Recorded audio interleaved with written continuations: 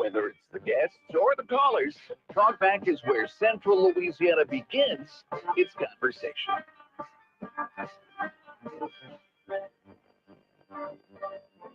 Well, good morning, everyone, and welcome to Talkback here on a Friday. I'm Al Quartemont, joined today by Nathan Martin, with Sandra being out. Trish is out as well, and we've got you for the first hour. That's today. Right. I'll be here until 8 o'clock because then I got to jet down Jackson Street Extension to Grace Christian School. Well, very good. We have a great show coming up in the 8 o'clock hour. We'll talk with our good friend, Mr. Erspamer from the Pelican Institute, and get a chance to get his thoughts on the Constitutional Amendment number 2. That's Daniel Erspamer.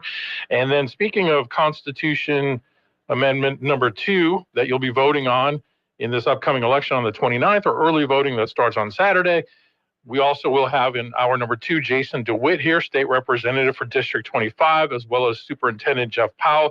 They want to talk about how this will impact education, specifically as it relates to teacher pay. So very busy show here today. Super busy with lots of great information. I ran down the amendments yesterday with my layman's attempt to understand them. Yeah. And what I tell people, number 2, there is no layman's attempt to understand it. Even the PAR guide, which is typically succinct, is 15 pages long just on amendment number 2. Wow. So normally it's 2 pages per amendment is what they're able to summarize it. Every now and then 3, but it is definitely complex, and we certainly need help from folks to help us understand it. All right, so that's coming up in hour number 2. But right now, we're excited to be joined by U.S. Senator Bill Cassidy, who I hope is on the line right now. Good morning, sir. How are you? Good morning. What if I've been somebody different, guys? Well, it wasn't him. Yeah, we don't have the luxury of a call screener like some of those bigger stations do. So we just do our best with it. But thank you for calling in this morning. Good morning to you. Hi, good morning to y'all. Good to be with you. So interesting development in Washington. I know yesterday evening, Chuck Schumer announced that he will, in fact, now help advance the GOP spending bill to fund the federal government through the end of the fiscal year. He's been obviously making a lot of comments against it, but said basically that he's going to vote to proceed with it because he feels like if they don't, handing a shutdown to government Trump would end up being worse. So let me get your thoughts on things as we stand here this morning. Well, the Republicans have done everything they could to fund the government. And people are already talking about the Schumer shutdown. And the Schumer shutdown would not have played well for his party. It wouldn't have played well for the government. By the way, when you shut down a government, you don't save money, it costs you money. And so I think that when they looked at that, knowing they would be blamed for it, and it would be right to blame them for it, they said, let's go ahead and pass it. And so we're going ahead. So what Schumer has agreed to is the procedural vote, right? That would break the filibuster, essentially, where you need to have 60 senators who would vote that way. Do you feel like there'll be enough other Democrat senators that'll jump on board with this? Statement if he did not know he had the votes. And by the way, there was a news report that the reporters outside of their conference room yesterday could hear people yelling at each other through the wooden doors. So there's going to be some people who are clearly not happy about this. But Schumer would not have made that statement if he didn't have the votes. I heard that they could hear Kristen Gillibrand shouting through the doors. So, yeah, it sounds like they were just a little bit upset about things. Well, what can we say? The fact is that Republicans in the House put forward a good bill. Republicans in the Senate are prepared to vote for it. And that the Senate Democrats looked at it and on the whole decided it would be better for them politically and better for the country to go ahead and vote for it. So we're going forward. That's a good thing. Yeah. So we know that this funds through the end of the fiscal year, but kind of more in that continuing resolution type vein. What do we need to do to get spending bills a little bit more long term and not just so last second like they tend to have been over the last few years? Well, so I was at the White House yesterday with Senate Republicans on the Senate Finance Committee meeting with the president. Mm-hmm. And the meeting was very good, very forward-looking, very positive, very good to see the president. And we were talking about how do we get a reconciliation bill, which is a way to extend tax cuts. The president also spoke about how he wants to balance the budget. So you put that all together and to kind of make sure the American dream stays alive. Now, to your point, that would be for a year, but it would have ramifications for the next 10 years. And so that's a good thing, and that's what we're focused on. For sure. We're talking with Bill Cassidy, U.S. Senator. He's in Washington today. So I'm intrigued. The meeting that you had with President Trump, you said it went well. From your perspective, as you're viewing President Trump this time around, his first 6 weeks or so in office, is this a different President Trump than we saw the last time he was president? Or how is Bill Cassidy seeing that? He certainly knows his way around more. How could you not after being there 4 years and thinking about it for 4 years? The people he has on board have hit the ground running. So absolutely, they are better prepared. He also has kind of a more thought through way of governing. Mm-hmm. He clearly likes tariffs, And that's kind of a, the first term he used tariffs. This term he wants to, use them even more aggressively. So I think we're going to see, it's going to be the same Donald Trump. He's going to be all about the United States and all about how you advance the interest. But I think his agenda is just a little bit better prepared this time. Yeah, and I think it's obviously having a lot of success. Federal judges notwithstanding at this point, right? Yeah, so the federal judge is putting a halt on it. But you knew that was going to happen. I mean, that's our system of government. And by golly, you're kind of glad about that because sooner or later the other guy's in charge. True. So, and we are a nation of law. But still, he's already had an impact. That cannot be doubted, and things are changing. The president is a disruptor. Mm-hmm. He is willing to change things that other people wouldn't touch, and you just need that sometimes. Senator Cassidy, I know that you are also pushing to get the Halt Fentanyl Act passed. It passed through the Senate Judiciary Committee. Tell us about this, what it does, and what are your thoughts on its chances of passing? Yeah, so the Halt Fentanyl Act right now, we got 74,000 Americans died from fentanyl overdoses last year. More people than fit in the Superdome. And the criminals use different ways to evade prosecution. One thing they do, they'll take fentanyl and they'll change it just a little bit. And so when they change it, they say, oh, it's not fentanyl after all. Yeah, but it still makes people addicts and it can still kill. So the bill, my bill, which the president, I think, will sign today, I'm going to the White House again today for a ceremony about fentanyl, it would say, wait a second, if it has the basic structure of fentanyl, even if you change it a little bit, nonetheless, we're still going to consider it fentanyl, and it's still a crime to possess without a doctor's prescription and to distribute. And so we've had this on a temporary basis. My bill makes it permanent. It's going to pass the House. It passed the House. It's going to pass the Senate today. The president will sign it into law. It's good law. It gives law enforcement another tool. Yeah, I think definitely we've seen that even here in the Central Louisiana community, the impact of fentanyl. So that definitely sounds like some good legislation. Something else I wanted to ask you about. I know yesterday that the White House pulled the nomination of Dave Weldon, Dr. Dave Weldon, as the head of the CDC. He actually posted a statement last night on Twitter saying that he had caught word that Susan Collins was no longer going to support his nomination. And also he mentions you in his statement that he had heard that you weren't going to support him as well. And he thinks that that might have been what the tipping point was. Can you respond to that and what he is saying in that statement? I had not publicly said how I was going to support it at all. I was looking forward to the hearing. What we need from somebody who leads the CDC is a bold vision of how to take an agency that underperformed during COVID and make it into an agency that the American people trust. Now, they've made some strides over the last couple of years, but I can tell you Republicans wanted more strides than what have already been taken. And I was looking forward to hearing Dr. Weldon's presentation of that. And frankly, I was surprised when he withdrew. And it wasn't the White House that withdrew. He withdrew, not the White House. So I was a little, that's interesting. Didn't know where that was coming from. Yeah.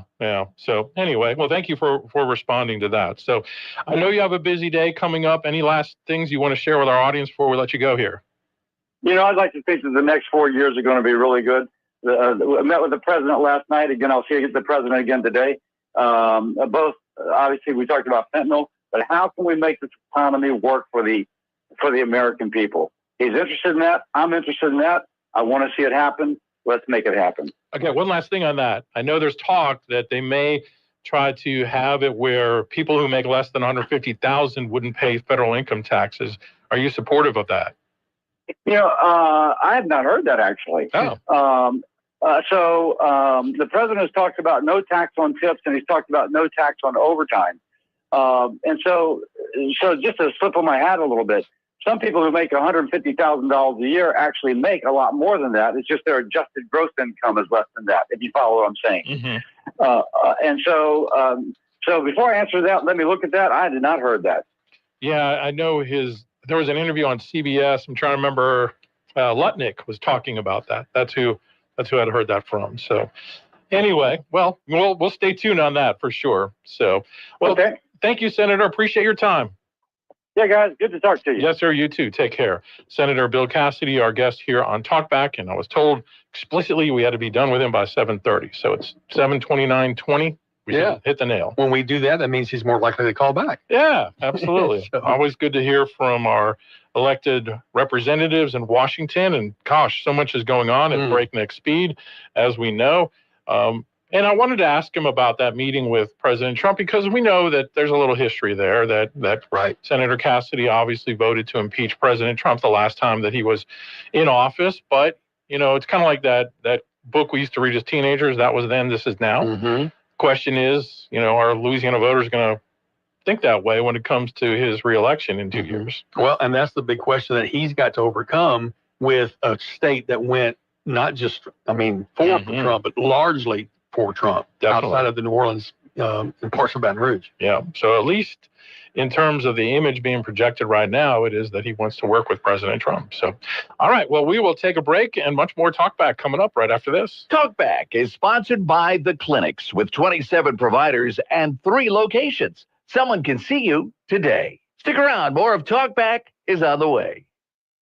This is a Bloomberg Money Minute. The apparel retailer Forever 21 may be shutting down. Sources tell Bloomberg the company that owns the retailer is preparing to potentially close all of its stores as part of a bankruptcy filing in the coming days. Sources say efforts to find a buyer have failed so far. Futures point to a higher open for Wall Street this morning on signs the U.S. will avoid a government shutdown, and that's boosting the mood, also removing some uncertainty for the markets, with investors nervous about economic growth and President Donald Trump's tariff war. Yesterday, the S&P 500's drop brought its 3-week rout past 10% into a correction. And American distillers have been rushing to prepare for the possibility of steep tariffs in the European Union as the looming deadline for a 50% tax on American whiskey becomes more of a reality. To cope, some are shipping as much product as possible to the EU, one of the industry's biggest export markets, before the April 1st deadline. Gina Cervetti, Bloomberg Radio.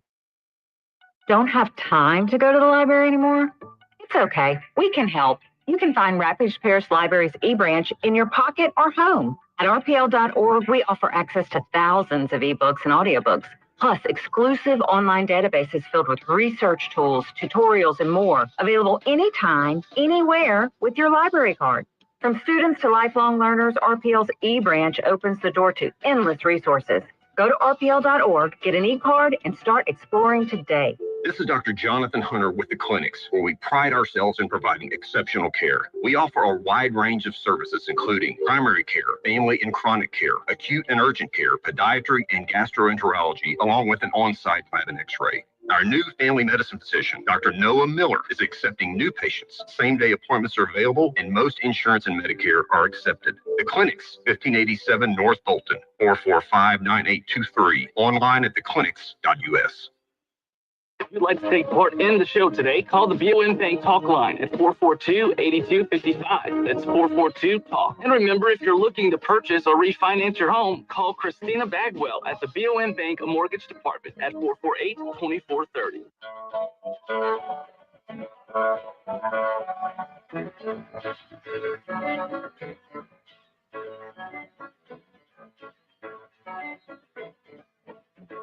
To take part in the show, call 442-8255. That's 442-TALK 970 AM, 104.9 FM, KSYO. Now back to Talk.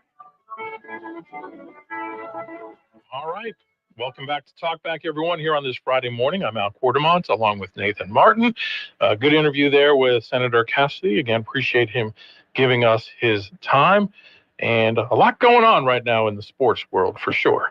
Well, no doubt about that. Tonight's a big day locally for LSUA, who's hosting a regional for the NAIA tournament, and they'll be playing tonight. I think 7:30 is their tip-off. There's actually 2 games out at the Fort tonight, and the first game is number 6 versus number 7, or 7 versus 8, or something like that. Oh, they're playing at the Fort. Yeah, all the games are at the Fort tonight. Okay. And so people are really encouraged to go out. I know Coach Jackson's really encouraged local support. It means a lot when you can fill up that stadium or that facility. So first game's at 5:30, second game at 7:30. The LSUA women are playing out of state in their NAIA round. And I'm sorry, I don't know off the top of my head exactly where they are. And then are the LC men? They're not playing, right? For basketball? Yeah. No, they're not in the tournament. I thought that they had.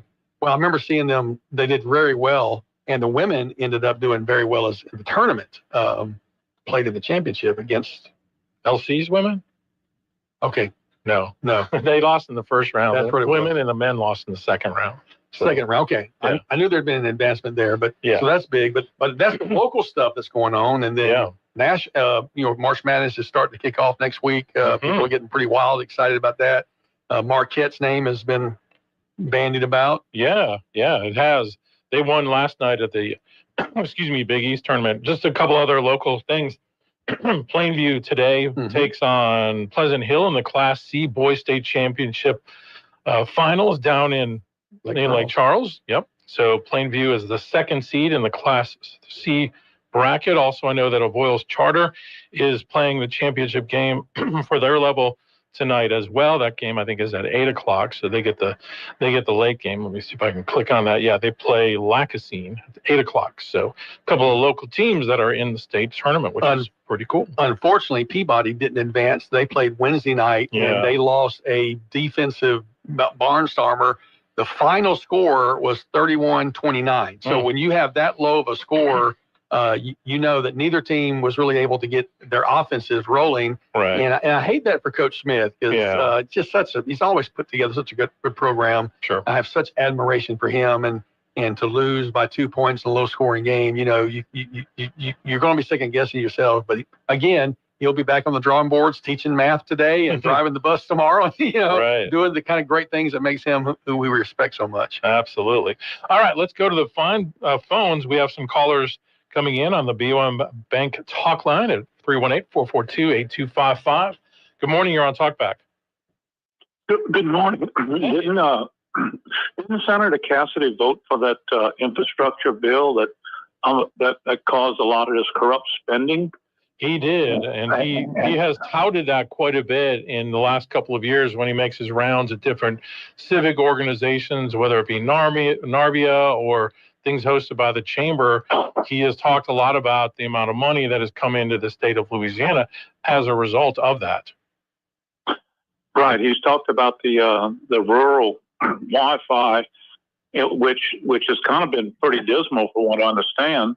And it's been a lot of grants to companies, but I don't know if there's been a lot installed. But that was only a minute portion of the money that was spent and the spending that was in that bill, which was trillions of dollars. And maybe he didn't know what was in it.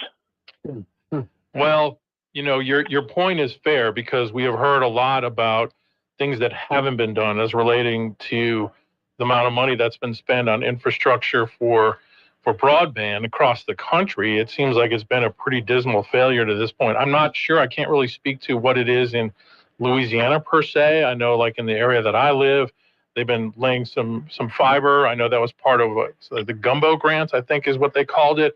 But I'm not sure that money had come from the infrastructure bill. I could be wrong on that. But if any of our staff, that's what he touted up. He touted that a lot. Yeah. Okay. Thank you very much. Yeah, thank you too. Appreciate it. So I know that it's tough to take a position on something that a lot of people, even though that we realize infrastructure is important, people have just been very skeptical. I mean, even the amount of money that was supposedly being spent to build charging stations for electric vehicles, versus the amount of money that was spent versus the number that were actually built. I mean, it's really laughable, sadly. So, and I think, again, this comes back to a lot of what's going on with the current Trump administration and with Doge is they're looking at all of these things and asking questions. Why are we spending so much money and seemingly getting nothing for it? Because at the end of the day, it's taxpayer money.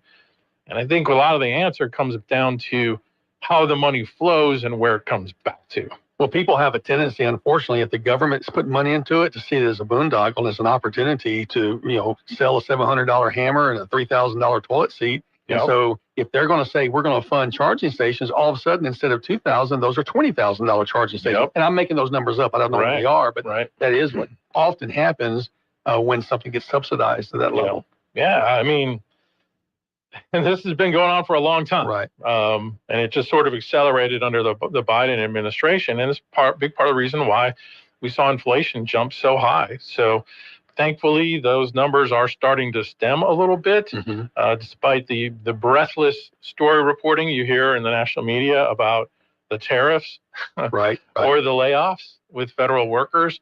Look, I don't wish for anyone to lose their job, but what is evident is that our government, the bureaucracy of it is just way too big and way too inefficient.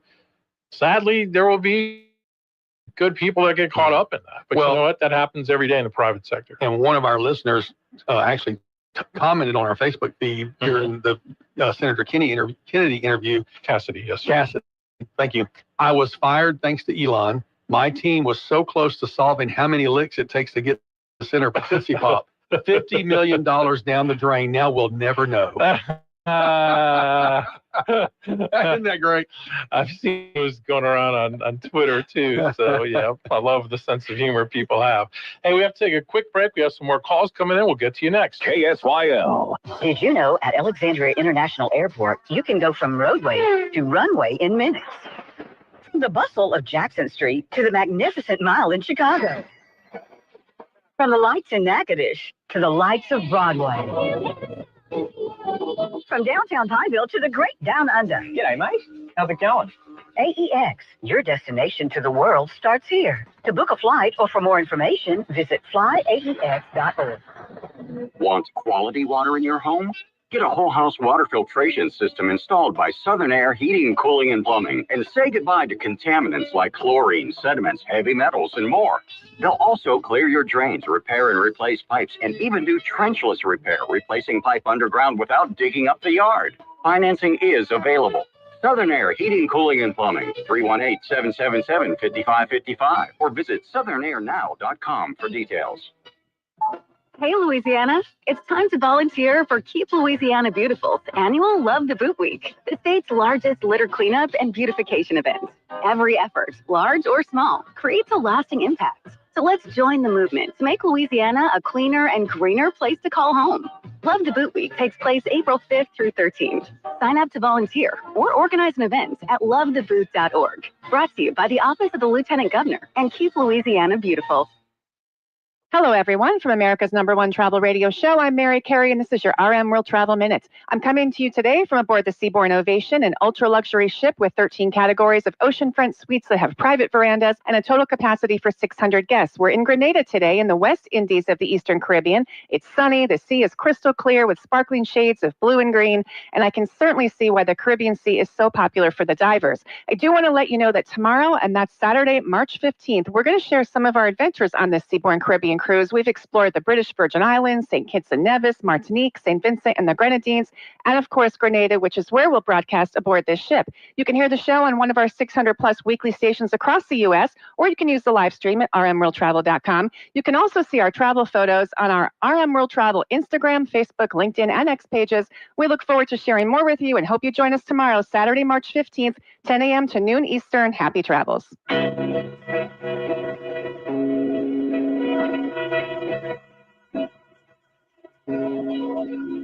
To take part in the show, call 442-8255. That's 442-TALK, 970 AM, 104.9 FM, KSYL. Now back to Talkback.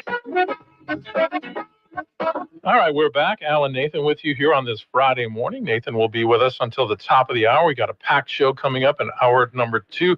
Daniel Erspamer from the Pelican Institute will be here, and we will talk about Constitutional Amendment number 2, which you'll be voting on 4 amendments in this election. Early voting starts tomorrow and runs through next Saturday as well, not on Sunday, either downtown or at Keys Park. Yeah, I got to go to Kinetics building if you're going to vote in Alexandria. Thank you for reminding me of that. Yeah, they relocated to the and originally they came on and they were telling us that they were on the 4th floor. Well, that's changed. I think they're on the 1st floor of the Kinetics building, so it makes it easier. But a lot of Alexandria people have gone to Keys Park because it's very easy off to get off the expressway to get to it, and the parking's right there, so you don't have to fight the downtown parking issues. But again, the Kinetics building will be an easy location for people to find. And you did a deep dive into those amendments yesterday, and that was in the 8 o'clock hour. Right. So if people missed it, they can go to either KSYL.com or on the app and go to the audio on demand. We also are on Apple Podcasts as well, so you can find it there too. I'm an Android guy, so I wouldn't know about Apple Podcasts. The problem is that, when somebody ate a bite out of the apple, it creates a lot of problems for humanity. So I just prefer to not. I see what you did there. I prefer. But at the same time, an apple a day keeps the doctor away. That's right. But I like my doctor. He's a friend. Okay. So I did share my thoughts on oversquozen.com, which is my little blog site that I keep track of. Oversquozen.com. Yeah, I love that. I explained it yesterday. If you freeze something, it's frozen. Yeah. So if you squeeze something, it's squozen. Yeah. And my brain is oversquozen. So that's where the oversquozen came from. Okay. Makes sense. I like it. Hey, while we have a moment, let's remind folks that the St. Jude Radiothon continues today over on our sister stations, KRRV and KISS 98.7. You can become a monthly donor by pledging $19 a month to help kids at St. Jude fight cancer. Put your gift on a credit card and you'll get the new This Shirt Saves Lives t-shirt. You can text the word SENLAW to the number 626262 and click the link from St. Jude to donate. Again, that number is 626262. That's pretty easy to remember. Yeah, we talked about that yesterday, and Dave and I were talking. Dave Dagerpont, he has a personal story, and we have a member of our church family that was very much helped by St. Jude, and so our church actually supports St. Jude monthly, and they just do such great work. So 626262, text the word SENLAW, and you can be a part. You can be a hero and don't even have to put on a cape. Wow, there you go. So keep that in mind, folks. Let's go back to the phones on the BOM Bank Talk line. Good morning. You're on Talkback. Good morning, gentlemen. Good morning. How are you? All right. Are y'all missing anything? Are we missing anything? We're missing Sandra. Well, maybe you should look in Ireland. Rosie O'Donnell, is that who you're referring to? Yeah, the good Irish lass she is. I don't know what our country's going to do without her. Well, I'm losing sleep at night myself, worrying about her. I cracked up because when President Trump hosted the Irish, is it the Prime Minister the other day?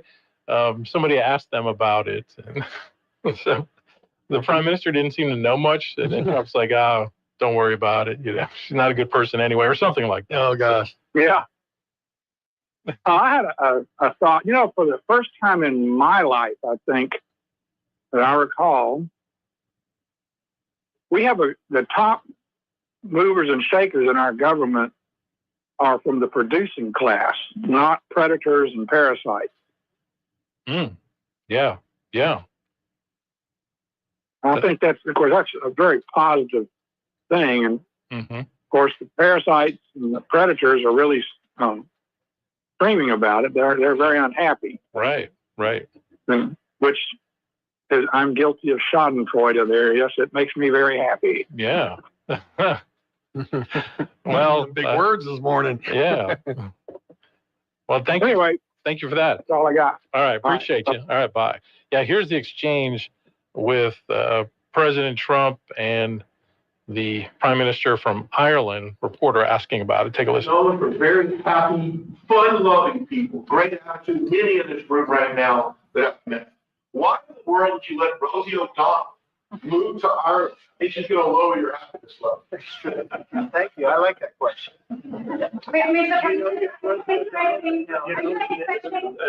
You know who she is? Yeah. You better off not knowing. So, for those of you that don't know, there's been a long feud between Trump and Rosie O'Donnell, even long before he got into politics. Mm-hmm. So he was asking the prime minister if he knew who she is, and he was like, and Trump's like, you're better off not. So, oh my gosh. Well, I had this thought earlier this morning. I was listening to the flip flop Chuck Schumer did. Yeah. And I'm like, really, there's no reason other than he came to reality that if you're riding a bicycle, you don't play chicken with a train. That's true. And because he went a full 180 flip. He sure did. With no justification other than he realized that he was playing right into Trump's hands if he shut down the government. So saw a lot of sound bites going around on X this week too of just a few years ago when Schumer and Pelosi and all the Democrats were talking about how terrible shutdowns are and we should never do one. Right. So exactly. It's funny the way politics work. Another call. Let's go to that. Good morning. You're on Talkback. Look, I was reading this article the other day about the Pearl Harbor survivor who passed away recently. Mm-hmm. And it said that he lived in Alexandria, Louisiana. Huh. Okay. I hadn't heard that. Well, I didn't know there was one here. I didn't either. Not that I know of. So. Yeah, I'm not sure if that was correct, but it said Alexandria, Louisiana. It did. 4 days ago, Jesse Mahaffey is what it says. Unless that's a misprint, died at 102. That's according to the New York Times. Yeah, that was him. He lived he was born in Florine, Louisiana, according to the obituary posted at Warren Meadows Funeral Home in Manny, Louisiana. Okay. Yeah, it said he died peacefully in Alexandria. So I'm guessing maybe he was in the hospital when he passed away. We need to do some more research on this. This is super important. I'm disappointed I didn't know this. Thank you so much for bringing this to our attention.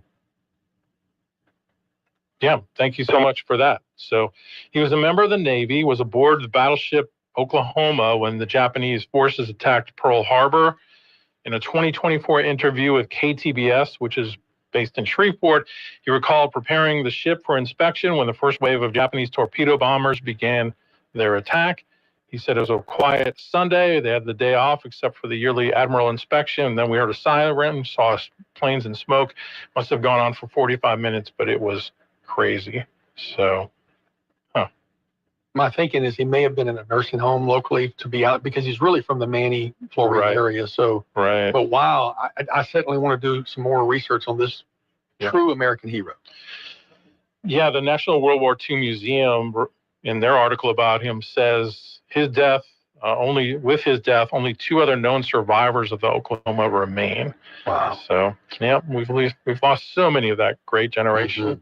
So, all right, let's take another break. We'll come back with more calls. Talkback is sponsored by the clinics with 27 providers and 3 locations. Someone can see you today. Stick around. More of Talkback is on the way. The value of experienced leadership cannot be overstated in the clerk of court's office. Progressing through the ranks, Karen Corley is the most qualified to be the next clerk of court for Rapides Parish. With 37 years of service, I am dedicated to safeguarding our elections, keeping crucial evidence safe, and streamlining access to public documents both online and in person. I'd be honored to have your vote. Let's keep what's clearly working. Karen Corley, our clerk of court. Paid for by Karen Corley for clerk of court. Dentures. Can't live with them, and you definitely can't live without them. But what if I told you there's a better way? Today's Dental in Pineville is here to revolutionize your smile. Say goodbye to old-fashioned adhesives and endless appointments. They've made getting implants incredibly simple, low anxiety, and affordable for everyone. Picture this: in-office IV sedation administered by a highly skilled certified nurse anesthetist, making the procedure low anxiety and stress-free. And the best part? Their multiple finance options make implants truly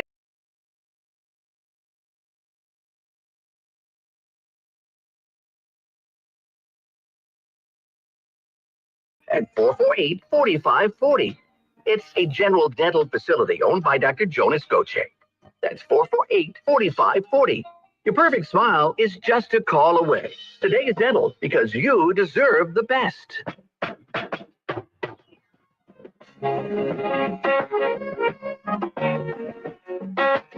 970 AM, 104.9 FM, KSYL. To take part in the show, call 442-8255. That's 442-TALK. Talkback. That is the number on the BOM Bank Talk Line. Let's go to the phones. Good morning. You're on Talkback. Good morning. How y'all doing this morning? Great. How are you? Oh, I'm doing good. You were just talking about politics being, I believe you said funny or something other. Mm-hmm. How people change. Well, I remember a few years ago, the senator that was on, Senator Cassidy. Senator Cassidy was talking about how good Trump was. Everything was peaches and cream. Now, but a few years ago, he voted to impeach him. That's right. I mean, that's politics for you. It is. It's funny and it's really dirty politics. Yeah. You know, you don't need to change with somebody. You know, if you want to ride them in on their coattail to be senator again, which happened 6 years ago or 5 years, and now and all of a sudden he voted to impeach him. Mm-hmm. Don't make sense to me. I just can't vote for the man. Understood. Another thing, he's not even from Louisiana. He's from up north somewhere, you know. I can't vote for him.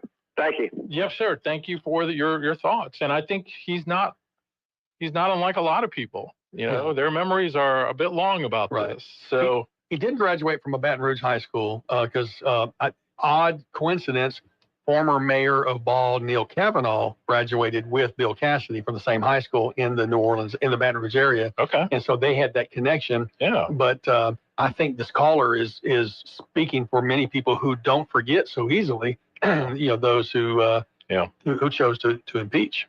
Yeah, and I think that is going to be the major hurdle for Bill Cassidy to try to overcome in the election in 2026. Mm-hmm. And he already is drawing some primary opposition. Fleming, the state treasurer, has already announced, and it sounds like Blake Miguez might get into this race, and maybe a couple of others. So that could be a high-powered, a lot of money spent race. Right. And he's got a pretty decent war chest from the last I looked a while back. And that'll be the Republican primary where only Republicans and is it registered independents? I thought only Republicans. Okay, it's only Republicans. Yeah. All right. That's my understanding. I'm registered as no party, and I'm not allowed to vote in any primary. Right. Okay. So it was interesting when I was doing the analysis of the amendments. There, I think it's the third or fourth amendment has to do with special elections for judicialships that are created or vacancies in the Supreme Court. Right. But specifically because closed primaries apply to Supreme Court races. And so they're having to adjust the Constitution because the way that works out, if there's a vacancy through death in the Supreme Court or resignation, those 7 seats have to have a closed primary according to the recently passed legislation.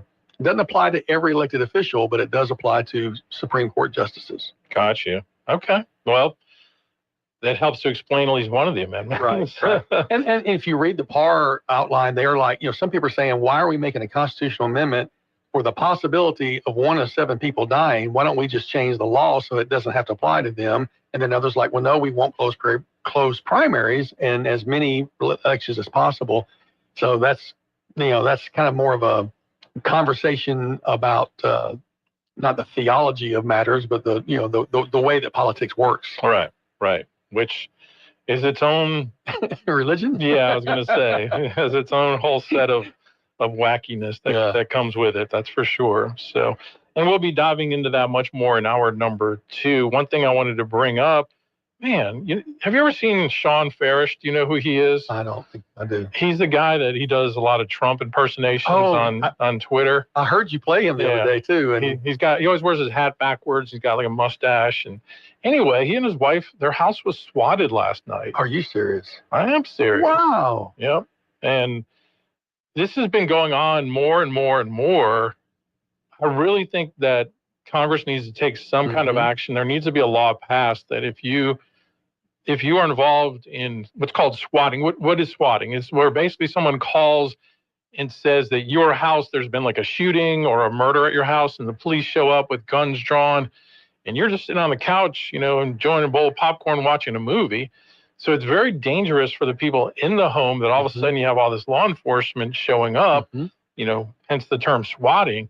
But this is a tactic that's being more and more used by people on the left to attack people on the right. And Farish, he's a guy that he's not that political other than just doing funny impersonations of Donald Trump. I just saw another guy this morning posted that his house was swatted. There was actually a reporter who worked with InfoWars who was shot and killed the other day. So they're still looking into that. Wow. I don't know if you had heard that story. No. You look at what's going on with the Tesla. Yes. Just individual Tesla owners are being attacked. Mm-hmm.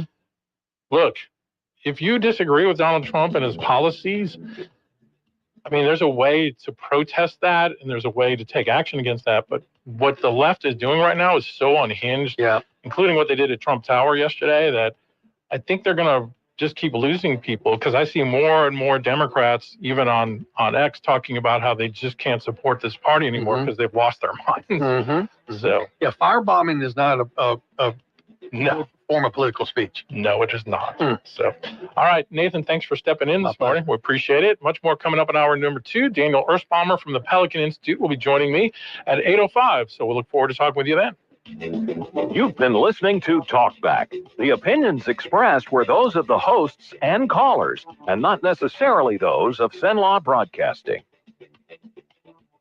FM 104.9, AM 970, KSYL, and KRRV 100.3 HP3 Alexandria. It's 8 o'clock. Is CBS News on the Hour, sponsored by Progressive Insurance. I'm Michael Wallace. An American Airlines jet landed in Denver, made an emergency landing before one of its engines caught fire on the tarmac. Helen Prager was a passenger. It was a bad landing, and again, the engine made a terrible sound. I'm like, we're in trouble. Some passengers stood on the wing of the plane to get away from the fire. More from former NTSB chairman Robert Sumwalt. Well, apparently there's some sort of an engine malfunction. The crew elected to divert to Denver and land, and it looks like everybody got off okay. This is the importance of having well-trained pilots, well-trained flight attendants, well-trained airport rescue and firefighting personnel. There were 12 minor injuries. Some Democrats on Capitol Hill are upset with Senate Minority Leader Chuck Schumer after he announced he will support the Republican stopgap bill to avert a government shutdown tonight. CBS's Christina Carujo has more. This spending bill will fund the government through September. So it would be a 6-month spending bill. But it also has a part that would give more money to the Department of Defense. CBS's Ed O'Keefe reports President Trump's threat to slap 200% tariffs on European wine and liquor has the restaurant industry worried. McLean Turner and Joseph Wallach put their life savings into opening a wine and champagne shop in Washington, D.C. 90% of their business is European wines, and they say the American wines alone aren't enough to keep them afloat. I think it's going to be catastrophic, not just for our little shop, but it's going to be restaurants, it's going to be grocery stores. It's really going to ripple through everyone's fabric of life. Trump's tariff would be retaliation for the 50% tariff the EU is imposing on American whiskey. With the stock market struggling, gold prices have hit a record high. Many Wall Street forecasters had predicted gold would reach $3,000 a troy ounce sometime this year. Thursday, it did. Some analysts think it will go even higher before declining in the second half of this year. Geopolitical uncertainty, worries that stocks are still too expensive, fears of the return of inflation, and expectations of slower growth are all pushing gold prices up. Christopher Cruz, CBS News. In an address to the people of Ukraine, President Volodymyr Zelensky said Russian President Putin is not seriously considering the 30-day ceasefire proposal that Ukraine and the U.S. came up with. He's heard here through an interpreter. Putin, of course, is afraid to say directly to President Trump that he wants to continue this war. He wants to kill Ukrainians. Putin says he supports a ceasefire in principle, but wants a longer-term deal and wants Ukraine to stop mobilizing and training troops. Putin also says he wants Ukraine to drop its bid to join NATO. Future sharply higher. This is CBS News. Brought to you by Progressive Insurance. You could save big when you bundle your auto, home, motorcycle, RV, or boat. Visit Progressive.com. You know, a lot of times you have to choose between something high quality or something that saves you money. But what if you could get both? Why not? Especially when it comes to healthcare, and that is MediShare. You get both. Many families save $500 a month with MediShare, and that's huge, but it's also true that people wind up way more satisfied too. And we know this from research of members. There's a lot they like about MediShare, but especially they love being part of something they believe in. And MediShare works too. It has for more than 30 years. There are hundreds of thousands of members who love having telehealth if they need it. They love the huge PPO network. So yeah, really, you can save a ton and like it better. Imagine being happy with how you're taking care of your health care. So if you're self-employed or you're part of the gig economy or you just want a plan you're happy with, you can call right now and get a price in 2 minutes. Here's the number. Call 877-26-BIBLE. That's 877-26-BIBLE. 877-26-BIBLE. Louisiana Radio Network, I'm John Burns. The most complex amendment on the constitutional amendment election is Amendment Number 2, which basically rewrites Article 7 of the state constitution. One of the most talked about provisions is a permanent pay raise for teachers. Public Affairs Research Council President Stephen Procopio says the amendment would make a stipend that's been renewed every year permanent. It's done by taking three funds that fund education, liquidating those funds, paying down teacher retirement debt, using that savings, and you get like $1 billion in interest savings from doing that, so a total of $3 billion. Early voting in that constitutional amendment election begins tomorrow. Senator Bill Cassidy is urging his colleagues to pass his Halt Fentanyl Act. On the Senate floor yesterday, Cassidy said, among other things, the act closes a loophole that people use to slightly alter the fentanyl to the point that it's no longer fentanyl, something that's called a fentanyl analog. Yes, it looks like fentanyl. It addicts like fentanyl. It can kill like fentanyl. But because of a minor modification, it's not actually fentanyl. LRN. This is Dr. Jonathan Hunter with the clinics, where we pride ourselves in providing exceptional care. We offer a wide range of services, including primary care, family and chronic care, acute and urgent care, podiatry, and gastroenterology, along with an on-site lab and x-ray. Our new family medicine physician, Dr. Noah Miller, is accepting new patients. Same-day appointments are available, and most insurance and Medicare are accepted. The clinics, 1587 North Bolton, 445-9823. Online at theclinics.us.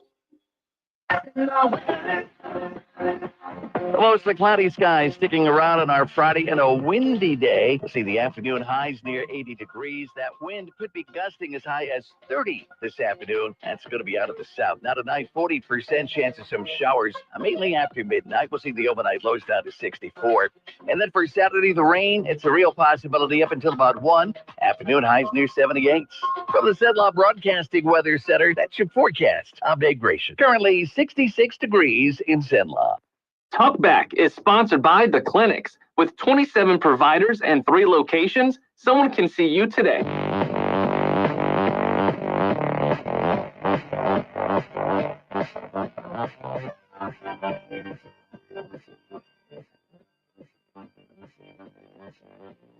It's Talkback, Central Louisiana's longest-running talk show.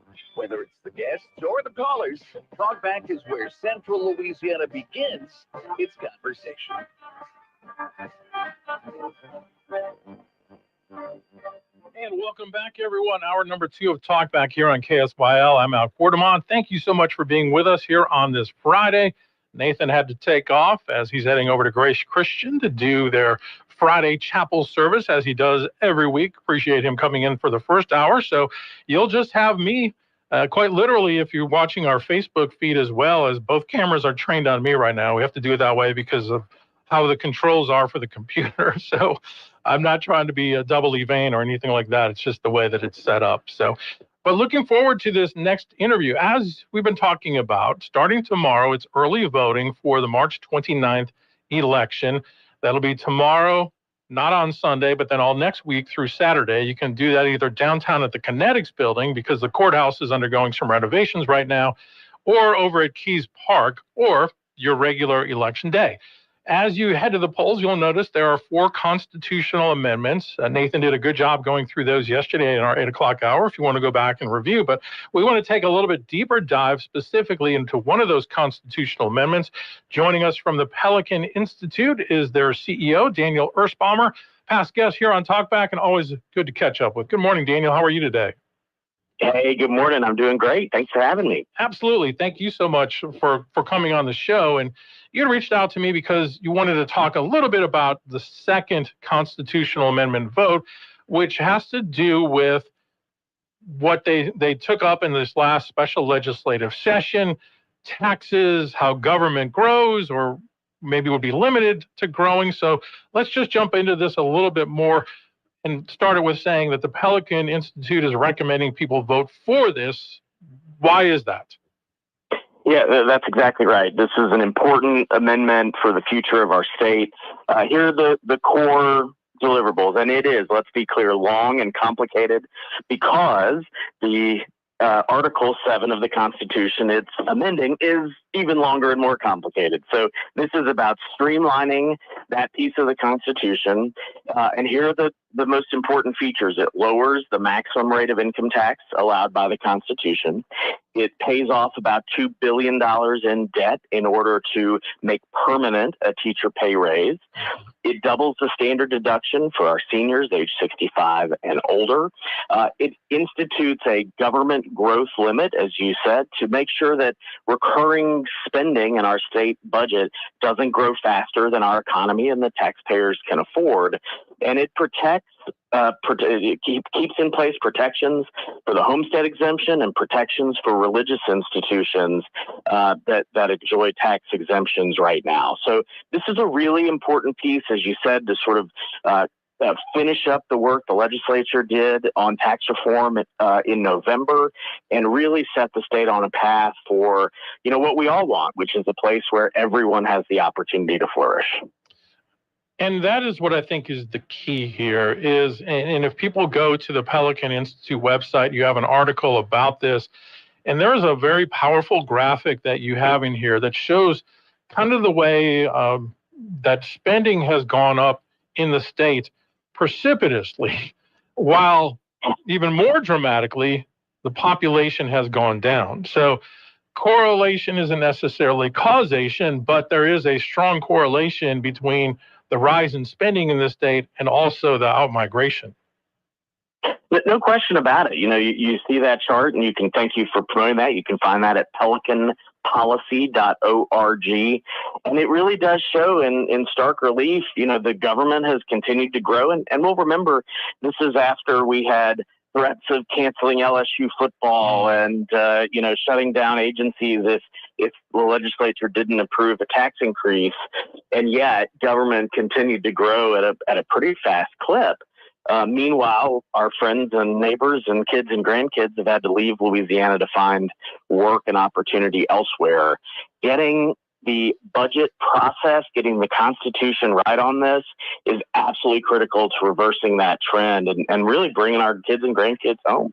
And I've heard this amendment really promoted that way, that's probably the bottom line of what the legislators were trying to do in that special session is change the trajectory of the state, not only making it more business friendly, but there has to be something to make people want to stay here beyond just the people themselves and the great culture. I mean, financially, it has to make sense too. And it unfortunately really hasn't, especially for younger people. You're exactly right. I mean, look, Louisiana has all of the components we need to be the most prosperous and opportunity-filled state in the country. 5 of the top 15 ports in the country, the most active natural gas sector, some of the most oil refineries of any place in the country, the Mississippi River, cheap access to land, water, energy, and people coming here by the millions to play, whether it's hunting and fishing or festivals or Mardi Gras, you name it. And yet, our policies have left us in a place where we're at the bottom of every good list and the top of every bad list. Yeah. This is a really critical piece of changing that narrative and getting us back on the pathway to prosperity. And we're already starting to see that. We're not quite the bottom as much as we used to be in some lists. We've definitely seen a dramatic improvement in education in the state as well, where we are ranked compared to some other states versus where we were just a short few years ago. And you got to give a lot of credit on that to the State Superintendent Cade Brumley. So it does seem like there is positive momentum in Louisiana, and this constitutional amendment seeks to maybe take advantage of that. No question about it. This is like rocket fuel to keep that momentum going and really accelerate what we can do to help our people. And just to address the downside, right? If this fails, the legislature is going to have to come in. It will almost certainly lead to some challenges in terms of the state budget. They're going to have to find resources to backfill that teacher pay raise. Or at least another temporary stipend. They're going to have to really do some work, and it very well may lead to raising taxes. So for those of us who care about, keeping on the pathway to lower taxes further, to simplify and ease the tax burden for Louisiana families and businesses, it's absolutely essential that we vote yes and really get out to vote. It's going to be a low turnout election. So every vote really genuinely does matter. It's astonishing. The other graph that you have in this article, in fiscal year 2016, the Louisiana state budget was $2.57 billion, or $25.7 billion, $25.7 billion, peaked in fiscal year 24 at $49.4 billion. That is almost a 100% increase in 8 years. What was it that really drove that from your perspective? Yeah, a number of things. And it really is stunning because, I don't know about you, my household budget has not doubled in the last, 8 years. Can confirm. That's right. So, this is, government should not grow faster than its people, right? And this is a few things. One, certainly we have to acknowledge federal funds that flowed into the state for COVID, for all sorts of things. Now, we could have a whole other segment on where did that money go and what happened to it. But certainly COVID or federal dollars played a role in that. But again, remember we raised the quote unquote temporary sales tax and had all those debates without making any changes or offsetting lower taxes elsewhere. So we saw a significant increase in taxes during that time, and just continued spending as the economy went, pretty well right up until COVID. Yeah, for sure. Daniel Erspamer is our guest from the Pelican Institute. So much more I want to ask him about, but we do have some calls coming in on the BOM Bank talk line. So they just literally dropped off as I was about to punch the button. That's okay. I wanted to dive into the education component of this because we are hearing that it involves a permanent pay raise or a permanent stipend for teachers. Can you explain that a little more? Absolutely. So, first let me provide some context there. A reminder for your listeners that sometimes gets lost in the politics of teacher pay, that teachers are employees of the local school board, not the state. Right. So what happens inevitably is, everyone comes to the state legislature to ask for more money to pay teachers. That's a decision that ought to be made locally by local taxpayers, local leaders. So what this does is, what we know is a huge cost to local school boards is the pension debt, the pension liability that's been incurred over the years. It's huge. It takes up, in some cases, 20% of the overall payroll number for school boards. Wow. So what the state is proposing is to take some education funds that had long been locked up in the state constitution, pay off $2 billion of that local pension debt. And what they've said to school districts is you use that savings to make permanent the temporary stipends that teachers and support staff have been getting from the state over the last couple of years. So it's great for a few reasons. One, it gives some stability to teachers. And look, we've got more work to do there. I think good teachers, we all know the power of that, deserve to be paid not just a little more, but a lot more. And we've got work to do on where the dollars in the classroom actually go. Mm-hmm. But this is an important step to put the decisions about compensation back in the hands of local school boards to help voters and taxpayers understand where that goes and really recognize the hard work of our teachers. So let's state that again so people are really clear. So this will go toward paying off some of that pension debt, and then it puts that annual amount that they get as well. Correct. So it pays off about $2 billion statewide in local pension debt.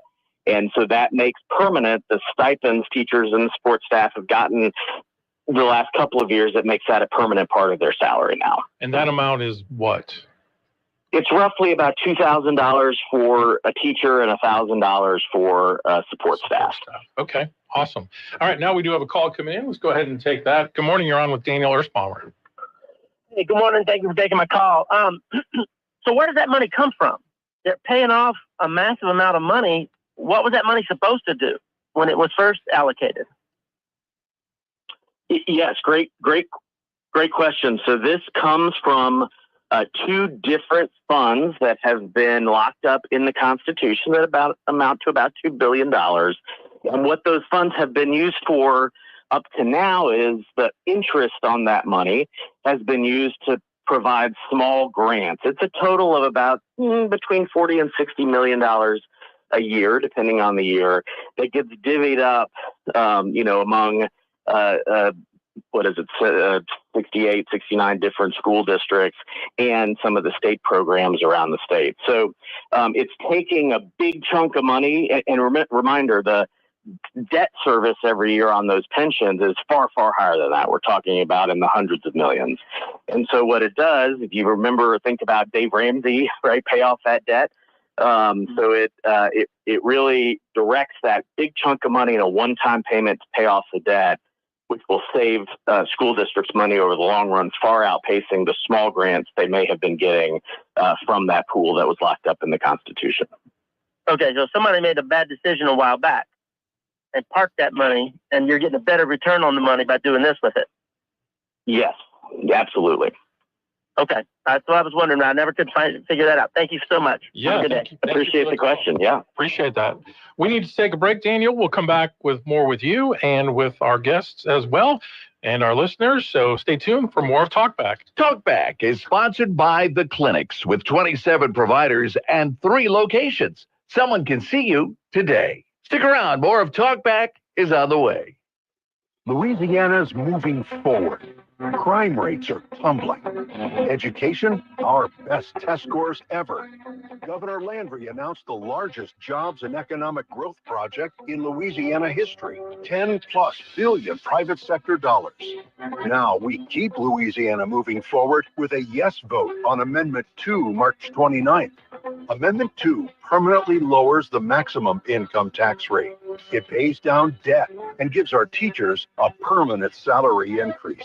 It keeps the homestead exemption and exemptions for religious organizations. Amendment 2 doubles the senior citizen tax deduction. And Amendment 2 builds on Governor Landry's efforts stopping unneeded spending with a permanent government growth limit.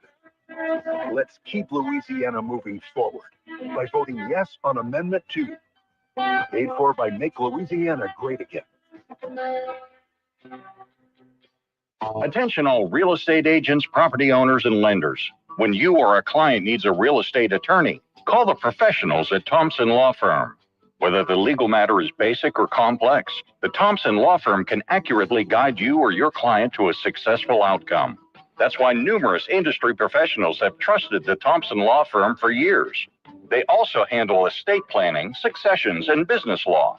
Call them at 473-0052. I am a paid non-client attorney spokesperson. Hey, it's Matt Moscona inviting you to join us for Friday's AFR, presented by Don Juan Cigar Bar. Former Tiger Parrish Shand is here, and the Riot Radio Hour is returned. Terrio's here as we get ready for LSU and Mizzou, 3 to 6. Alexandria's 94.7 ESPN. We're Sinlaw Broadcasting, local radio doing local public service. Near the end of the Civil War, 2 forts were built in Pineville to guard the Red River. Today, the Forts Randolph and Bulow State Historic Sites offers visitors an amazing glimpse back to that time. The site contains the remains of 2 old forts, a beautiful visitor center, a scenic overlook on the Red River, and a series of impressive elevated boardwalks. Learn more at Forts Randolph and Bulow State Historic Site on Facebook.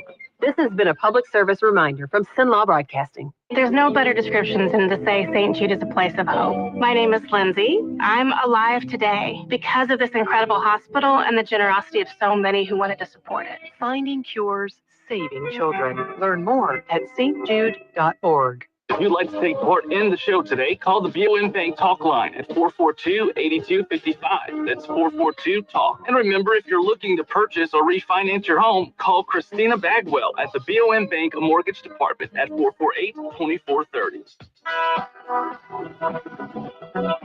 To take part in the show, call 442-8255. That's 442-TALK 70 AM, 104.9 FM, KSYO. Now back to Talkback. Welcome back, everyone. Daniel Erspamer is our guest from the Pelican Institute. We're talking about Constitutional Amendment number 2. You will be voting on that in early voting or on March 29th for this spring election that we are having. You know, Daniel, they say that politics makes strange bedfellows, but sometimes it also creates unexpected opposition. I know in this last week, Tony Spell, who made a lot of headlines when he opposed a lot of then Governor John Bel Edwards' provisions for the COVID pandemic, has come out against this amendment because he feels, or apparently feels, that it doesn't do enough to protect the religious organizations. What can you say about those concerns and what this bill actually does? Yeah, I really appreciate that question, and encourage everyone to read Representative Julie Emerson, Chairwoman Julie Emerson's article in the Center Square, Louisiana yesterday. Amendment 2, let's be clear for everyone. If Amendment 2 passes this month, churches, ministries, nonprofits will all retain the same exemptions from taxes that they enjoy right now. In fact, the language in the Constitution actually gets stronger to protect churches, parsonages, and seminaries.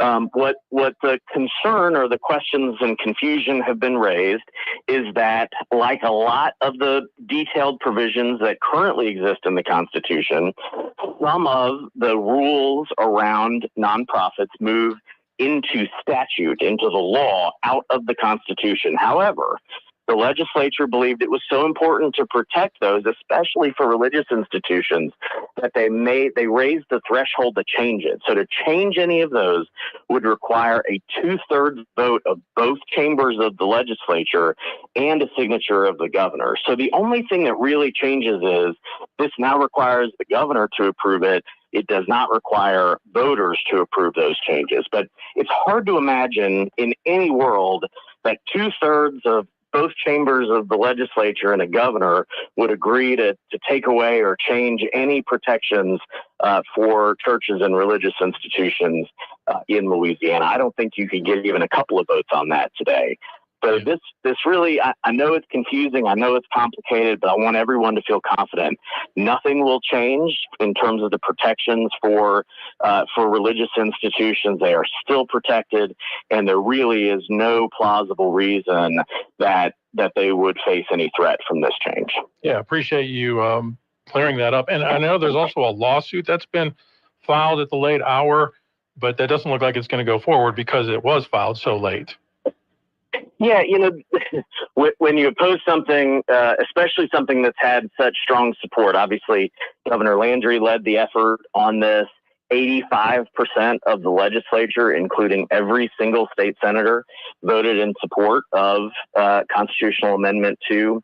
So when you have that kind of support, you try to beat things by creating confusion. And that's really what this lawsuit is about. Their claim is that the ballot language oversimplifies. Well, there's some truth to that, but just to remind people, when voters in 1974 approved a whole new constitution, the question on the ballot was, do you approve the new constitution? Yes or no? Oh, wow. This gives a lot more detail about what the amendment actually does than that does. So I think this is, a confusion and we're likely to prevail. All right, we got another call coming in. Let me go ahead and get that on. Good morning. You're on Talkback with Daniel Erspamer. Yes, thank you for taking my call. Several months ago, it seems like there was talk about service industries were going to be taxed if an amendment was proposed. I believe it was this one. Is that correct? And so what are those service industries? Thank you for that question about sales tax on services. That bill did not pass. The changes that are in place did not extend or expand the sales tax to any additional services beyond what were already what were already taxed. So that did not change in the course of the legislative session or for Amendment 2. Well, thank you for that clarification, because I thought it was in there. So appreciate it. Appreciate it. Yep. Yeah, great question. Thank you for that. And I do always think that people get a little confused because they hear something at one point and then they don't always hear the follow-up to it.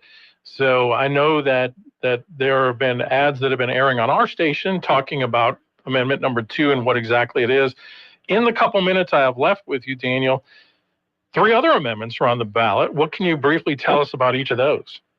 Sure. So Amendment 1 does 2 quick things. One, it codifies in the Constitution the ability for the state Supreme Court to regulate out-of-state attorneys who are practicing here. We believe they can already do this, but it was not clear, so this clarifies that. And it allows the legislature to create specialty courts, which is a great thing that has been incredibly successful and limited use here in Louisiana and lots of places all around the country. So we recommend a yes vote on Amendment 1. Okay. We talked about Amendment 2. The Pelican Institute does not have an official position on Amendment 3, but what it does is it removes from the Constitution 16 crimes for which juveniles can be tried as adults. And what it does, it moves that into state law, into statute, so that the legislature has the ability to change that, whether to add or remove additional crimes for juveniles to be tried as adults. Okay. And then Amendment 4, we also support, and that is a technical change to how judicial vacancies are filled. It makes sure that the elections happen at the next available election date and just adjust the timeline based on the fact that we now have closed party primaries. Very good. We do have one more call. Let me get that on before we sign off with Daniel. Good morning. You're on Talkback. Hey, good morning. Question for okay, they're asking for permission to allow the legislature to form special courts, right? Does that add more judges? And who pays for this? Where does that funding come from? Because it ain't free. And does that take place, or are they going to consolidate multiple courts into one system? I think Nathan was talking about it the other day about multiple drug courts for for multiple parishes, or one drug court for multiple parishes. Who's paying for that? How is the plan for funding going to happen? Yeah, it's a great question. In some cases, specialty courts pull judges from other jurisdictions to pull them together to hear cases. So it may not be that they add new judges, they just put panels together from a variety of districts. In the case where the legislature would add a specialty court that would add judges, they would have to find the funding for that. So this doesn't automatically create new specialty courts, but it would give the legislature the ability to do that. And again, some of that can be done without additional funding. Some of that may require additional funding.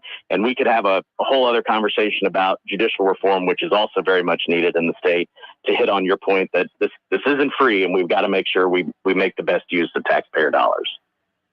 Thank you so much. I appreciate you answering my question. All right. Thank you. And Daniel, thank you so much for your time. It's always great to catch up with you. We need to do this a little more frequently. Love to. Thanks so much for making time today. I appreciate it. Absolutely. Daniel Erspamer, CEO of the Pelican Institute, our guest here on Talkback. When we come back, State Representative Jason Dewitt will be here, along with Rapides Parish Superintendent Jeff Powell, as we continue this discussion on Amendment number 2 here on Talkback. Talkback is sponsored by the clinics with 27 providers and 3 locations. Someone can see you today. Stick around. More of Talkback is on the way. This is a Bloomberg Money Minute. Stock futures point to a higher open this morning, with signs the U.S. will avoid a government shutdown, removing at least one element of uncertainty confronting investors. But yesterday, the S&P 500's drop brought its 3-week rout past 10% into a technical correction. Former Treasury Secretary Steven Mnuchin discounted risks of a U.S. recession and and played down the current sell-off in equities, advising investors against overreacting to President Donald Trump's aggressive trade tactics. An apparel retailer aimed at teens may be shutting down. Sources tell Bloomberg the company that owns Forever 21 is preparing to potentially close all of its stores as part of a bankruptcy filing in the coming days. Forever 21 has around 350 U.S. stores at the moment. Sources say efforts to find a buyer have failed so far, but talks with one potential bidder are continuing. Once again, the futures point to a higher open for Wall Street. Gina Cervetti, Bloomberg Radio. Dentures. Can't live with them, and you definitely can't live without them. But what if I told you there's a better way? Today's Dental in Pineville is here to revolutionize your smile. Say goodbye to old-fashioned adhesives and endless appointments. They've made getting implants incredibly simple, low anxiety, and affordable for everyone.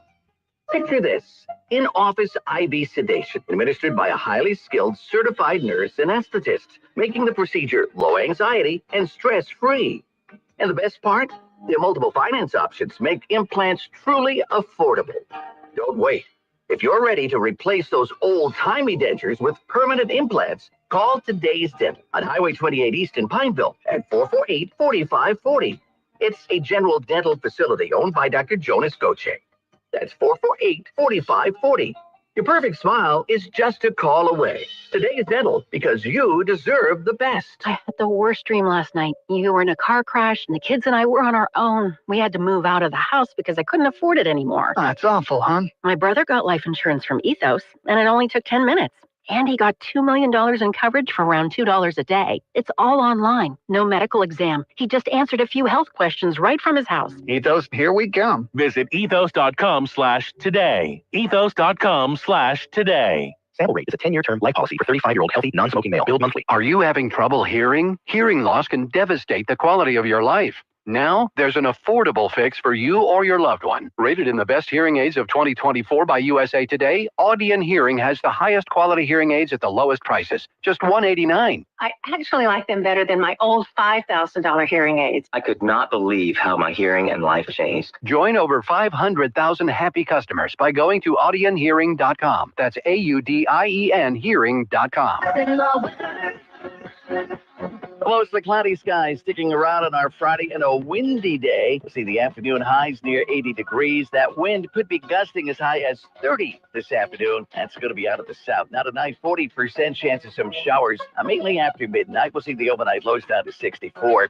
And then for Saturday, the rain, it's a real possibility up until about 1. Afternoon highs near 78. From the Cenla Broadcasting Weather Center, that's your forecast. I'm Dave Gratian. Currently 66 degrees in Cenla.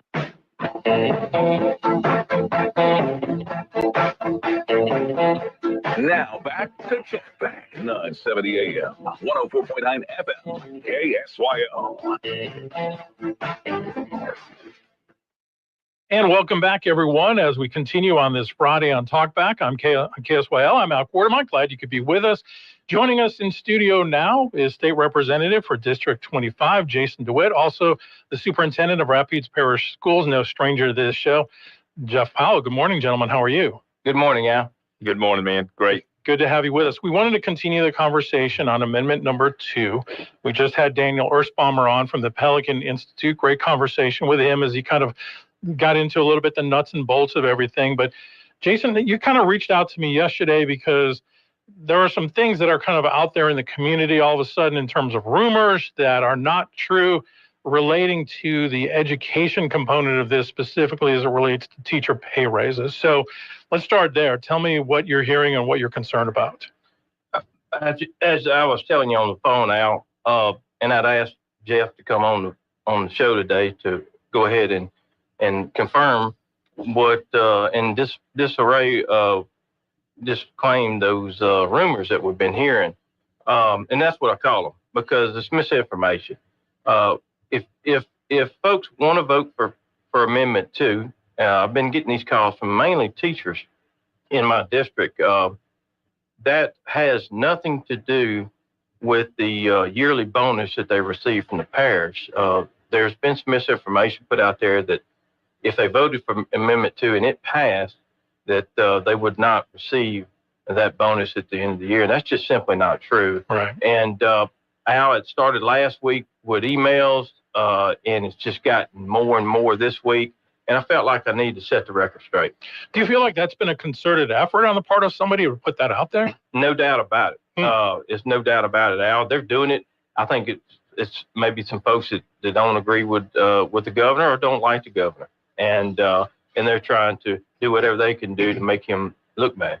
Sure, but it's curious that they would do that, because what this amendment will basically do is it'll install permanently that $2,000 a year additional stipend for teachers, $1,000 for staff, and it also allows the state to take care of a lot of that pension debt, which, Jeff, we've had you on the show a number of times, and you have said that if there's one thing the legislature could do for local districts, it's help to retire that debt. Yeah, I was listening now as I was coming in to the fellow from the Pelican Institute on the way, and he hit the nail on the head. What hamstrings local school systems, because he's right, it is a local responsibility to provide salaries and benefits for our employees.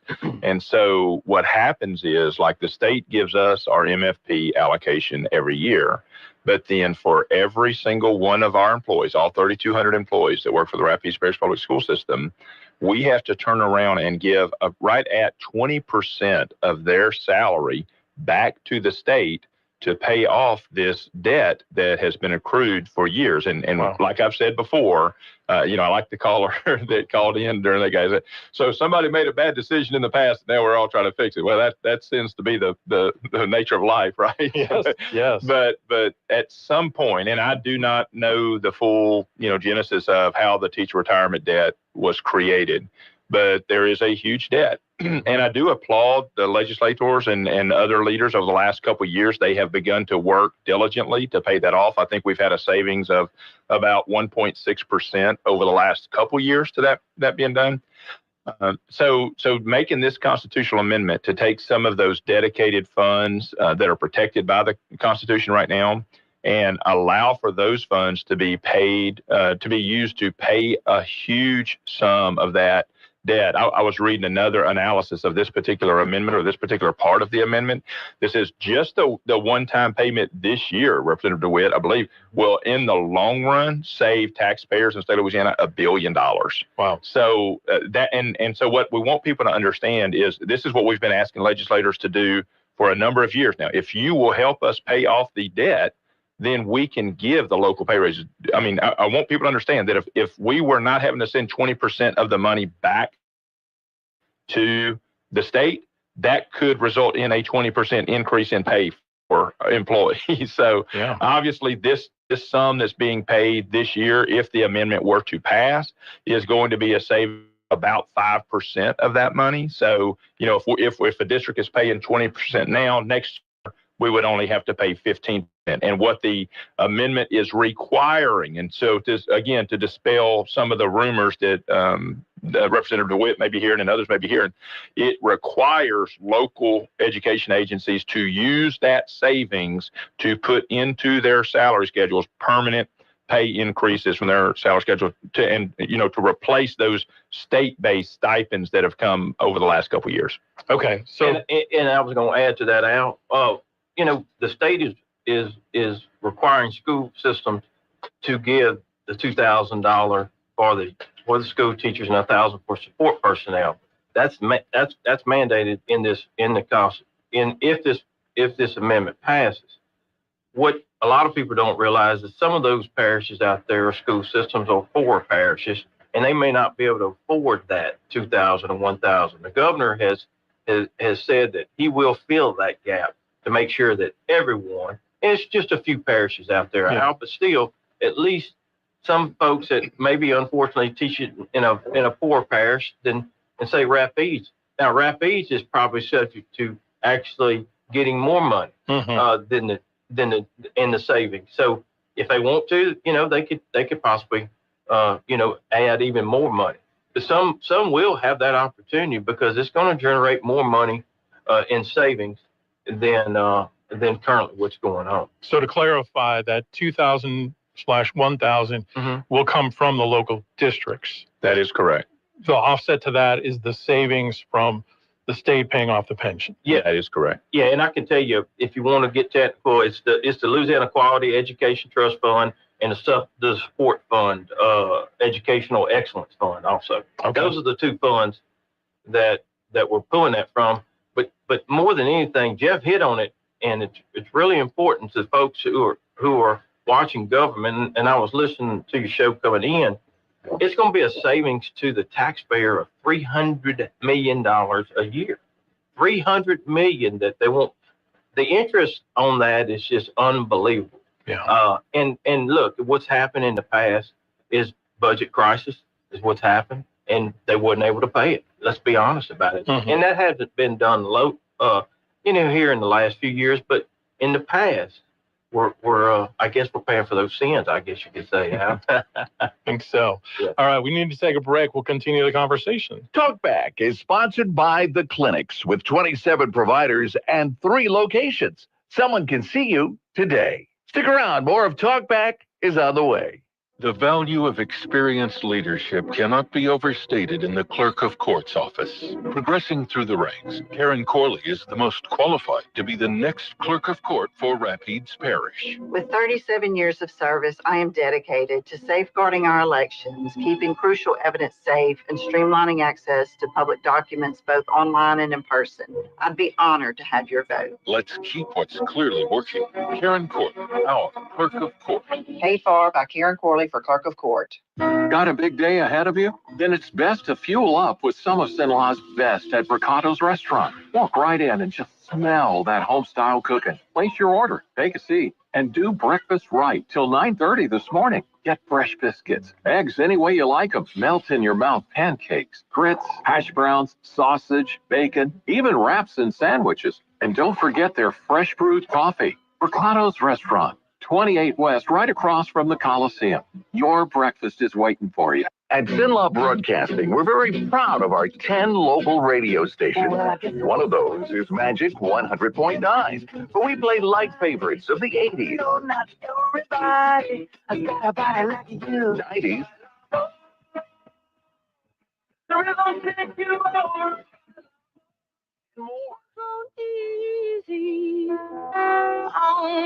all of your light favorites with very little talk. Give us a try sometime. Magic 100.9. Are you prepared for an emergency or disaster? Because it's not a matter of if, but when.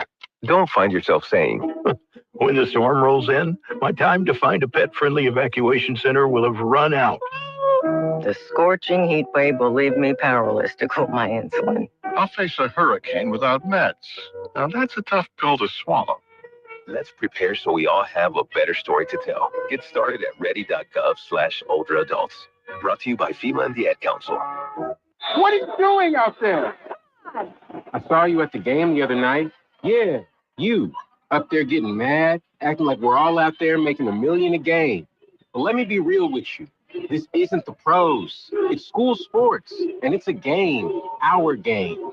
So please, let us play.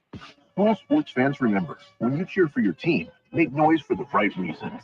This message presented by the NFHS and the NIAAA. And all student athletes in Louisiana. Teachers are diverse, skilled leaders, innovating to prepare students for our fast-changing world. Teaching shapes lives. Are you ready? Explore teaching at teach.org, supported by the U.S. Department of Education and 1 million teachers of color. Now back to Talkback, 970 AM, 104.9 FM, KSYO.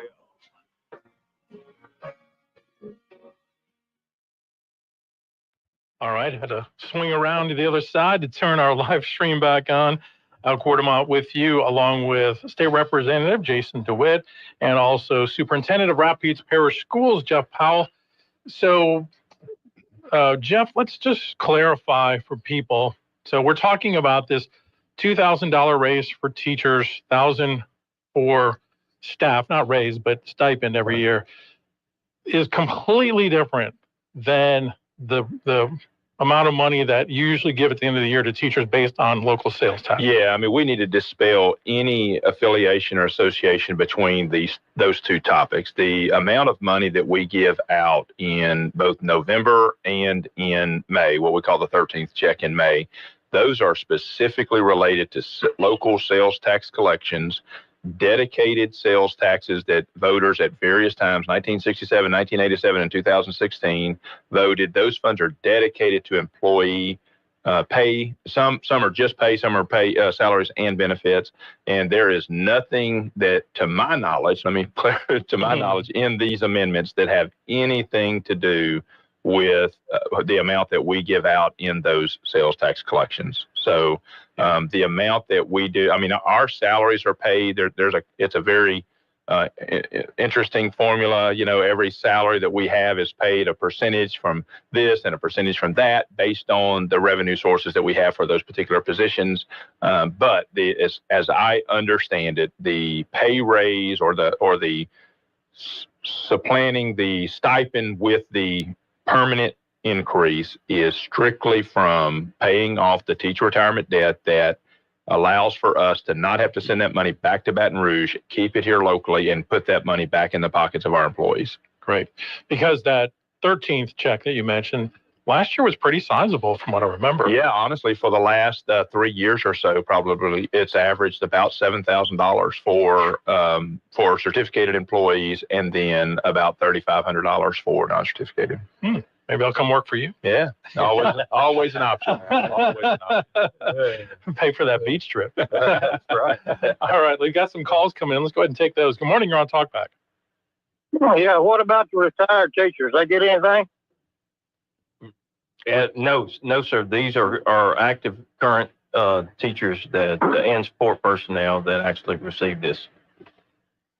Okay. Well, I just wondered about the retired teachers. They suffer. They don't get stipend. They don't get. I think my wife gets about a $30 check a year. And she's been retired after 35 years teaching. So in other words, they don't get anything. They do not receive anything from this particular, if you decide to vote for and it passes this amendment. But understand they do receive a COLA periodically, which is a cost of living adjustment. Yeah. Yes, about $30 a year.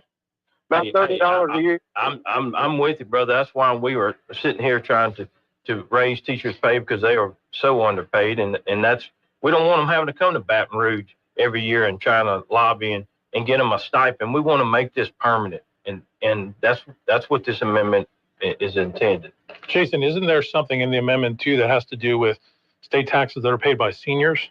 Yes, it actually doubles that tax exemption for seniors. It also, again, lowers that threshold on our state income tax to 3% as the maximum. So, it's a lot of good things in this thing. Is it perfect? Probably not. But look, in a perfect world, we'd love to have that. But like I said, somebody can find a reason to pick it apart. But overall, it's a fantastic amendment. And look, we've started to work. And Al, when I came on this show when I was a candidate, I tell you the reason I was running because I didn't want to see my grandkids and kids going out of state and going and visit them out of state. And that's what we're doing. We're moving to that. This year, we had a 10,000 population growth. First time in, I can't remember it, Al, that we've all talked about people leaving Louisiana. Right. This time we haven't. We got Meta coming. I don't think people realize the magnitude. I guarantee you, call the mayor of Monroe and the folks in Richland Parish up there and ask them what's been going on just in the last few months on the groundbreaking of that Meta facility. It's going to be unbelievable. For sure. All right. Thank you for the call, sir. Let's take another one. Good morning. You're on Talkback. Hey, yeah. Good morning. Hey, my wife's a teacher, so this is good news. Hey, when I think of stipend, I think of it actual like a lump sum check. Is that what this is? Is this separate than salary? No, this actually is a pay raise, $2,000 pay raise, permanent pay raise, sir. Okay. Yes, sir. Okay, so it's not really a stipend. It's No, actually a salary increase. That's correct. Okay, all right. That's what I wanted to know. Yes, sir. Yep. Thank you for calling. Thanks. All right. Yeah, I know sometimes the language isn't exact and you hear it this way, but right. So So good to clear up some of that confusion. All right, let's take another break. Our last one of the hour. We'll be right back. Talkback is sponsored by the clinics with 27 providers and 3 locations. Someone can see you today. Stick around. More of Talkback is on the way. Did you know that 71% of all licensed real estate agents did not sell a single property in 2024? Hi, this is Trish Lala. When it's time to make the largest financial decision of your life, buying or selling a home, what's happening in the market really matters. The good news is you actually can still come out ahead if you place your trust in an agency with decades of experience handling all of those ups and downs. When experience matters, we're here for you. The Trish Lala Group. Hey y'all, spring is here, so hit the road and find a festival this weekend. March 13th through March 15th, Iowa Rabbit Festival. March 14th through March 16th, A Neat Oyster Festival. March 15th, New Roads presents their 16th annual Spring Street Festival and Car Show. Visit festivals.explorelouisiana.com and make your plans to laissez les bon temps rouler.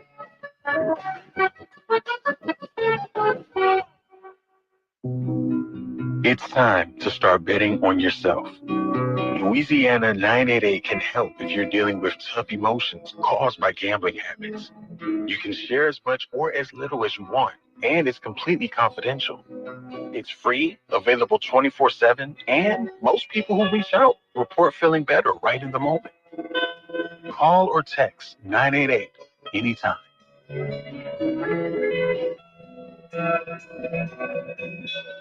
Colorectal cancer is the leading cancer killer in men under 50 and the second leading cause of cancer death for women under 50. The American College of Radiology urges you to get screened starting at age 45.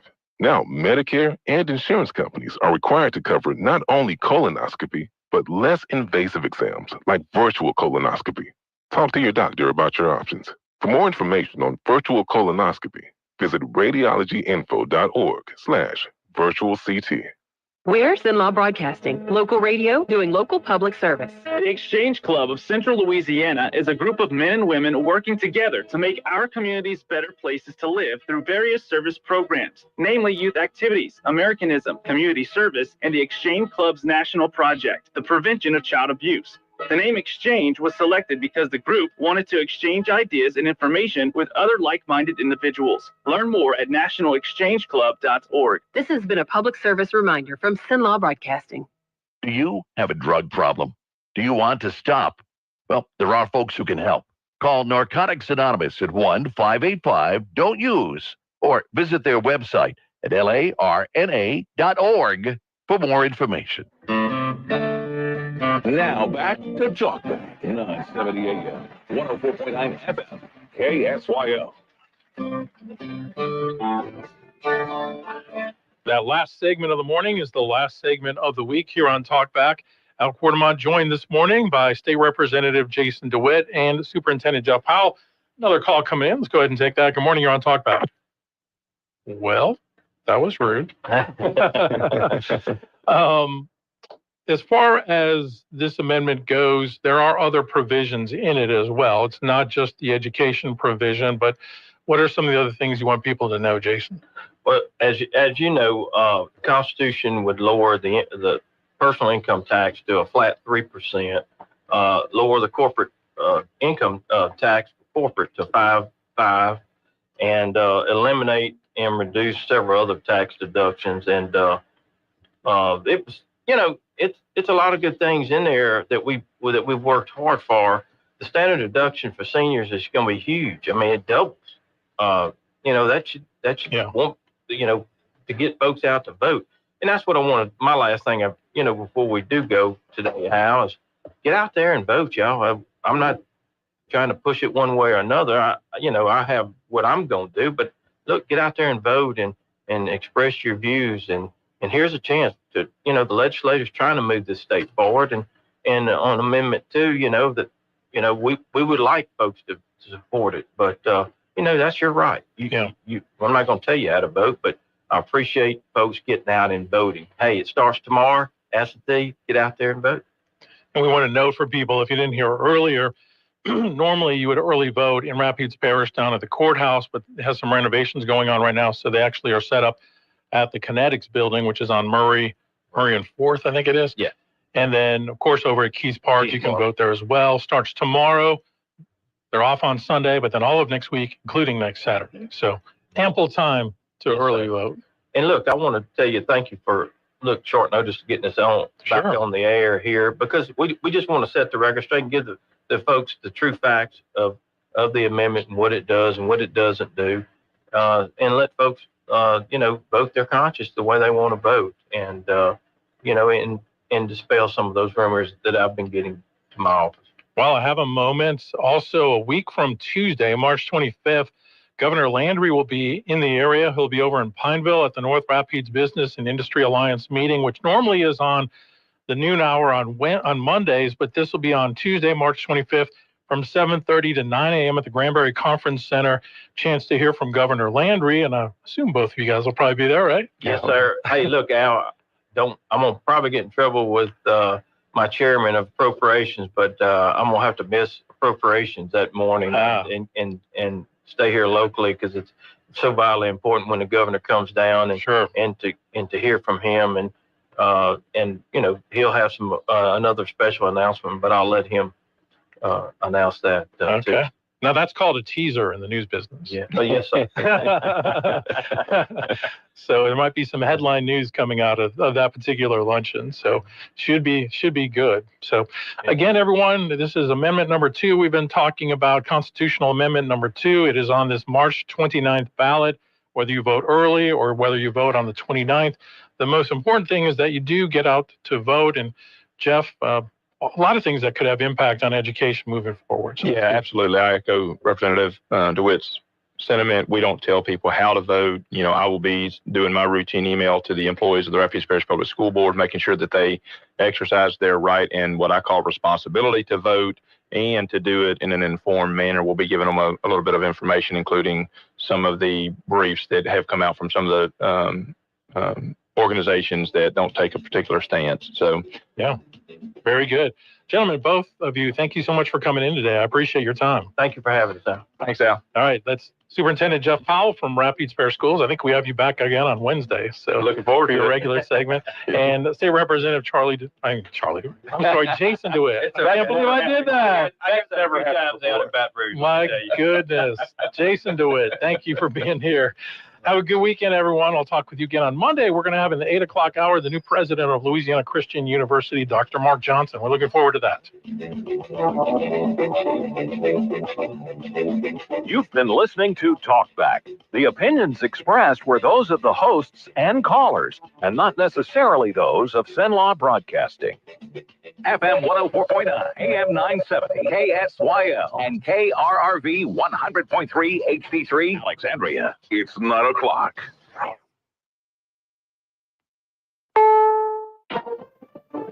Is CBS News on the Hour, sponsored by O'Reilly Auto Parts. I'm Michael Wallace. Hamas has agreed to release the last American-Israeli hostage it is known to be holding.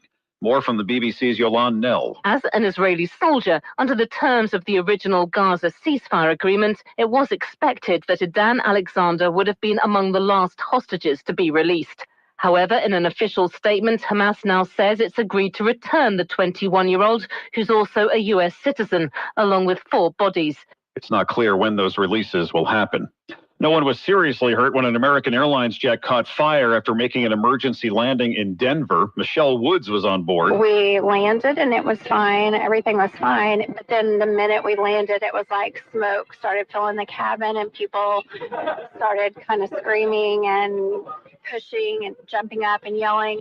It was the latest in a series of aviation incidents in the U.S. CBS's Chris Van Cleave checked in with former NTSB Chairman Robert Sumwalt. Should I be concerned getting on a flight after all of these issues we've seen the last few weeks?